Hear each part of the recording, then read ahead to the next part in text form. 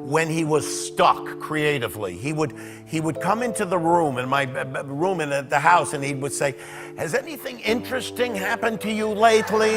So I knew he was stuck. He was looking for something to do. But I grew up. They shared the same set, the same spotlight, and the same historic success, but behind the laughter of All in the Family, Carroll O'Connor and Rob Reiner barely tolerated each other, and the tension turned so personal that production was forced to stop.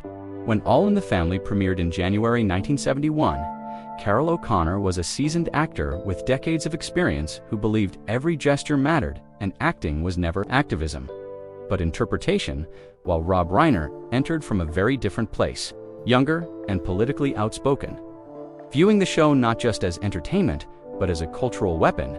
And the real rupture came early during rehearsals, when O'Connor noticed Reiner didn't wait for direction, interrupting table reads and challenging line deliveries, insisting Archie needed to be clearly wrong, not layered or human, causing O'Connor to stop mid-rehearsal, stare at Reiner, and refuse to continue until the room settled with the unmistakable message that Reiner didn't run the set.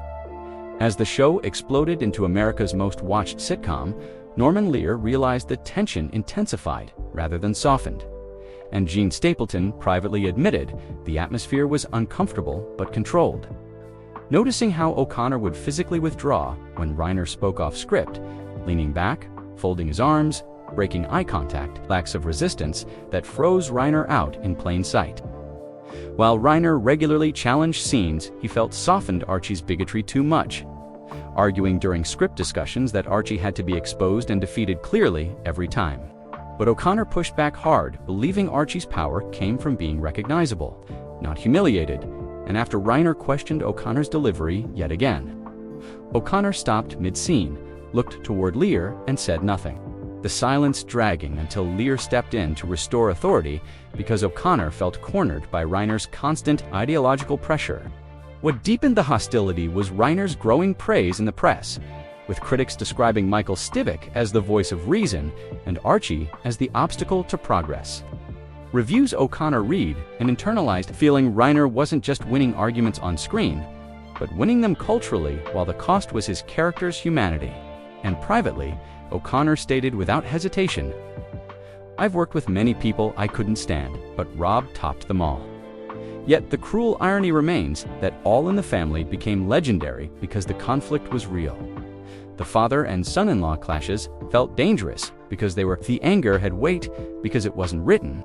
When the show ended in 1979, the hostility didn't dissolve with distance, but simply lost its audience. O'Connor moving into Archie Bunker's place, while Reiner reinvented himself as a director with This Is Spinal Tap and Stand By Me, their paths no longer crossing, but the bitterness following O'Connor, who consistently rejected the term creative differences in interviews, insisting it minimized what he felt was sustained personal disrespect, while Reiner remained almost entirely silent, never challenging O'Connor's version of events or attempting public reconciliation. And when O'Connor died on June 21, 2001, Reiner offered only professional respect, allowing O'Connor's harsh words to stand as they were, final and unresolved, proving some conflicts don't resolve, but simply outlive the people who carried them. So was O'Connor defending artistic integrity, or did personal pride turn a professional clash into a lifelong feud? And was Reiner's silence dignity or avoidance? If you enjoy these untold Hollywood stories, don't forget to subscribe to Old Hollywood Pulse. Drop your thoughts in the comments below, and we'll see you in the next one.